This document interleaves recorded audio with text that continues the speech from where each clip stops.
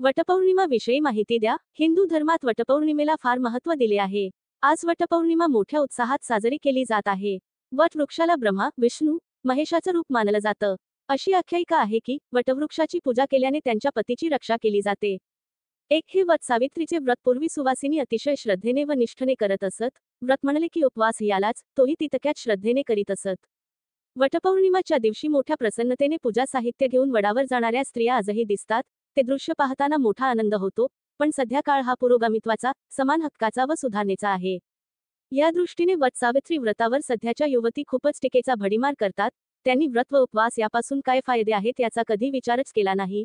सावित्रीची कथा तरी वाचली का नाही यात शंका येते, कारण सावित्रीच्या गळ्यात सत्यवान बांधला नव्हता, उलट सत्यवान हा दरिद्री व अल्पायुषी आहे, असे नारदांनी तिच्या लग्नापूर्वी सांगितले होते।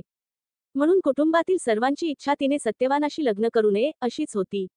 शिवाय सत्यवान काही राजा किंवा धनवान ही नव्हता। उलट सावित्री ही अश्वपती राजाची मुलगी म्हणजे राजकन्या होती। असे असूनही मनाने मी सत्यवानाला वरले आहे व मी त्याच्याशीच विवाह करणार, असे तिने स्पष्ट सांगितले।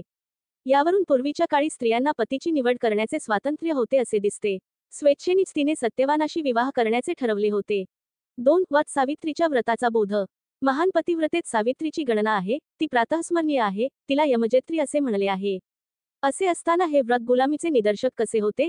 सत्यवानाशी विवाह केल्याने जी सुख दुःखे पदरी येतील ती सोसण्याची तिची तयारी आहे। सावित्री ही एखादी विलासलोलूप, भ्रमर वृत्तीची युवती नव्हती। ती तेजस्वी आणि निश्चयी होती। प्रसंगी ठामपणे व योग्य निर्णय घेण्याचा गुण आपल्या अंगी यावा, हा बोध यातून घेतला पाहिजे। 3. व्रताविषयीचे गैरसमज _ 7 जन्म हाच पती मिळवा म्हणून हे व्रत करायचे असते, असा समज अनेकांचा आहे, पण तो गैरसमज आहे। पती आळशी, व्यसनी, बाहेरख्याली, कसाही असला तरी हाच पती 7 जन्म मिळवा असे कोणत्या स्त्रीला वाटेल का? मग तोच मिळावा म्हणून व्रत करण्यापेक्षा न केलेलं बरे असे वाटून अनेक सुशिक्षित स्त्रिया हे व्रत करीत नाहीत। व्रताच्या आरंभी संकल्प केला जातो। हे व्रत मी का करीत आहे, याचा उद्देश व हेतू काय आहे याचे प्रकटीकरण संकल्पात होत असते। संकल्प म्हणजे हेतूचे प्रकटीकरण आहे। 4. संकल्प _ मम इहजन्मनी अखंड सौभाग्य पुत्रपौत्र धनधान्य ऐश्वर्य अभिवृद्ध्यर्थम वटमूले ब्रह्म सावित्री प्रीत्यर्थ असा संकल्प आहे। यात 7 जन्म हाच पती मिळावा असा उल्लेख नसताना तसा हेतू आहे असे गृहीत धरून या व्रताला जोडपले जाते।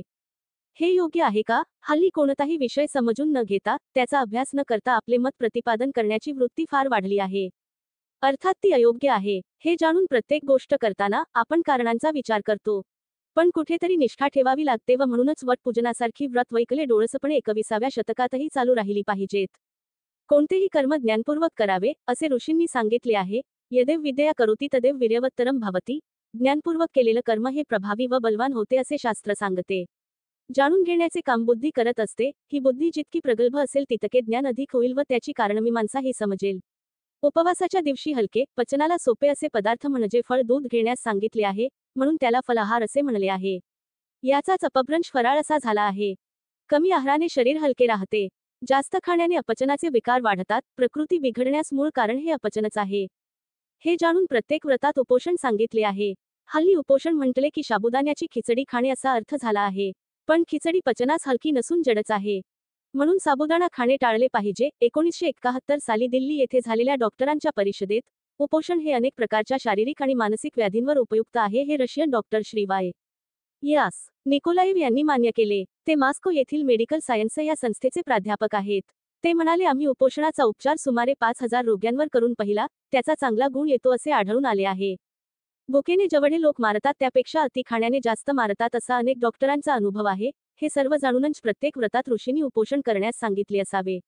केवळ आहार बदल म्हणून उपोषण करण्यापेक्षा व्रताचे ते अंग आहे म्हणून केले तर शारीरिक, मानसिक लाभ होऊन पुण्यासंचय ही गाठी पडेल। लठ्ठपणा कमी करण्याकरिता लिक्विड डाएट करण्यापेक्षा उपोषण करणे चांगले नाही का? उपोषणाने बुद्धी ही तल्लख राहते, असा अनेकांचा अनुभव आहे। स्माइली चेहरा। 5. वटपौर्णिमा, वटपूजन। वट, पिंपळ, औदुंबर, शमी हे पवित्र वृक्ष म्हणून सांगितले आहेत। यांच्या पूजनाने आपण निसर्गाच्या जवळ जात असतो। झाड लावणे जितके महत्त्वाचे आहे तितकंच त्याची जोपासना करणे महत्त्वाचे आहे। झाड लावण्याचे महत्त्व आपल्या पुराण ग्रंथात खूप सुंदर सांगितलं आहे। संदर्भ: अश्वत्थमेक पिचुन्मंदमेक न्यग्रोधमेक दशचिंचिणिकम कपित्थबिल्वामलकित्रयच पंचाम्ररोपी नरक न पश्येत। जो माणूस 1 पिंपळ, 1 नीम, 1 वड, 10 चिंचवृक्ष, 3 कवठ, 3 बेल, 3 आवळीची व 5 आंब्याची झाडे लावतो, तो नरक कधीही पाहत नाही। भविष्योत्तर पुराण 128, 2, 10 झाडे लावणे व त्याची जोपासना करणे हा सध्याच्या काळाच्या दृष्टीने संदेश या व्रतातून मिळतो. सौभाग्य नको असे म्हणणारी स्त्री भूतकाळात झाली नाही व भविष्यातही होणार नाही. उलट आहे सौभाग्यपणिक मरण यावे हीच स्त्रियांची इच्छा असते. 6 गुलामी नवे समर्पण _ जीवनातील खऱ्या यशासाठी आवश्यक असलेल्या अनेक गुणांचा तेजस्वी आदर्श सावित्री आपल्यापुढे ठेवते. स्वेच्छेनेच जाणीवपूर्वक निवडलेल्या पतीच्या सुख-दुःखात भागीदारी होणे, त्याला संकटातून वाचविण्यासाठी काळालाही आव्हान देण्याची तयारी ठेवणे, त्याची साथ न सोडणे आणि उभयतांनी जीवने श्रेयोन्मुख करणे हे स्त्रीचे फार मोठे सद्गुण आहेत. यात स्त्रीची लाचारी नाही. वट सावित्रीचा नुसता उपहास करण्यापेक्षा श्रद्धेने व निष्ठेने ते व्रत आचरण करून काय आत्मिक समाधान लाभते ते पहावे. सर्व वृक्षात वटवृक्षाचे आयुष्य जास्त आहे, परंब्यांनी त्याचा विस्तारही खूप होतो. आता आपण व्रताचे विधान थोडक्यात समजून घेऊयात. वटपौर्णिमा. वास्तविक हे व्रत 3 दिवसांचे आहे. 3 दिवस करणे होत नाही म्हणून स्त्रिया हे व्रत 1 दिवस करतात. ज्येष्ठ शुक्ल पौर्णिमेच्या वेळी हे व्रत करायचे असते. या व्रताकरिता चतुर्दशी युक्त पौर्णिमा घ्यावी. चतुर्दशी सूर्यास्तापूर्वी 3 मुहूर्त सुमारे 1 तास 36 मिनिटं. पौर्णिमा सुरू होत असेल तर ती दिवस योग्य आहे, तसे नसेल तर दुसऱ्या दिवशी हे व्रत करावे. याप्रमाणे चतुर्दशीस पौर्णिमा आली तर ती दुपारी केव्हा तरी सुरू होते व पौर्णिमा सुरू झाल्याशिवाय पूजा कशी करावी अशी शंका येते. काही स्त्रिया तर पौर्णिमा सुरू झाल्यानंतर दुपारी 2 नंतरही वटपौर्णिमा पूजा करतात. तसे करणे योग्य नाही. सूर्योदयापासून मध्यान्हपर्यंत हाच पूजा काळ सांगितला असल्याने त्या काली पौर्णिमा नसली तरी पूजा करणे सशास्त्र आहे. म्हणून अशा वेळी पौर्णिमा सुरू होण्याची वाट न पाहता सकाळी वट पूजन करावे.